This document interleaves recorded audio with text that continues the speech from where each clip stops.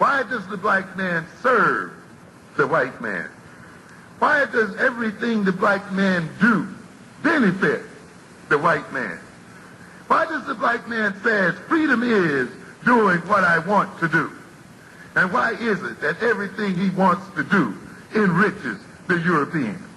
Welcome to the desert of the real. But if you roll out a real comprehensive plan on how we could achieve an independent nation, something like the Jews did and everybody else did who established South Sudan, whoever like that that's coming up now, if you say, look, you roll up a plan like that, they will say, you know something? I'll buy into that. And the people that's running these so-called black organizations, they think in a million years because they think, they hate, and I listened to Chef Rob show, there's this hostility against educated black people. Black people with skills, with money, and millionaires. They're black too. So if you really have a nationalist program, that means you can offer them a sanctuary too. Right. You know, everybody in the nationalist movement shouldn't be all poor in the proletariat. If you can't attract investment bankers, stockbrokers, everybody to your cause and everything, something's wrong. Yep. It means you're intellectually bankrupt. If you can't attack, because you should be able to attract the best and the brightest. Right. You should be able to attract intelligent people with skills, people who have logic and reason. You should be able to attract people like that. If you're rejecting them, then what does that say about your ideology or your movement? Right. Yes, you're right. You're right. And see, I was doing I did a series on this years ago, like 2 years ago, and it was called The Death of Black Organizations. And I started out with crack cocaine, alcohol, and marijuana, and then I went into inflation, and then I went into education. And what I found is that educated people and prosperous people, these are the two main enemies of what your so-called religious black grassroots organizations. The two main enemies is the educated person and the prosperous person, because both of these people are going to teach the members how to give less time to the organization and more time being prosperous themselves. So what happens is that, and I've been in the mid-level positions as a manager, being either captain, lieutenant, whatever, and a lot of people will tell you, like in public, they're lip service and say, bring me your educated, if you would work with Muhammad or if you could work with this one and that one.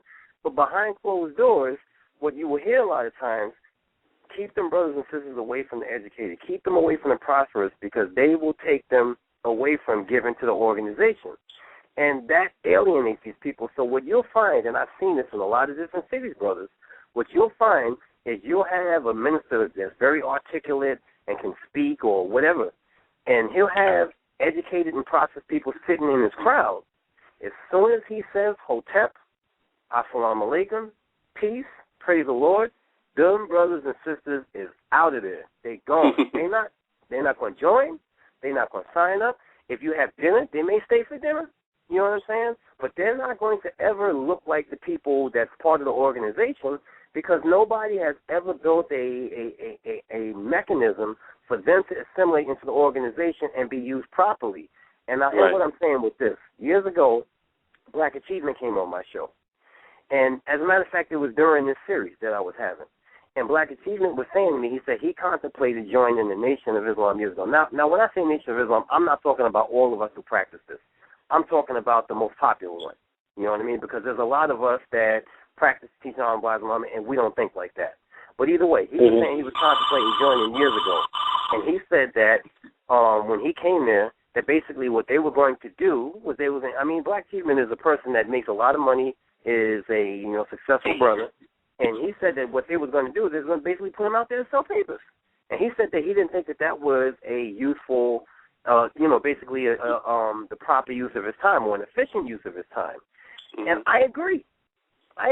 You bring a brother like that into an organization, and you tell a brother, your job is to teach them. You mean, like, you know what? If you're a doctor, your job is to teach them health. If you're a lawyer, your job is to teach them law.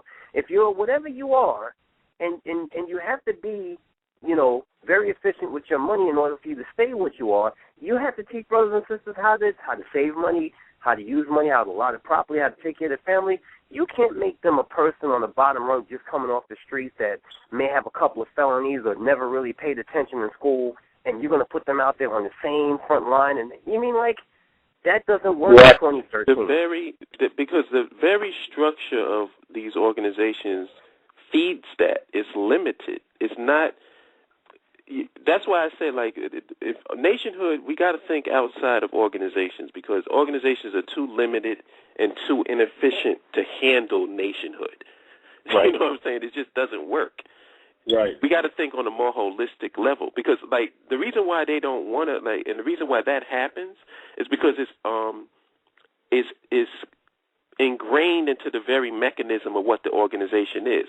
It feeds off of those type of people to be followers. So if that's where your bread and butter is, you're not going to stop that. Right. You know, but that's it's like it's a part of the system or the part of the structure of it, which is why we got to think outside of this organizational aspect and more of a nationhood aspect.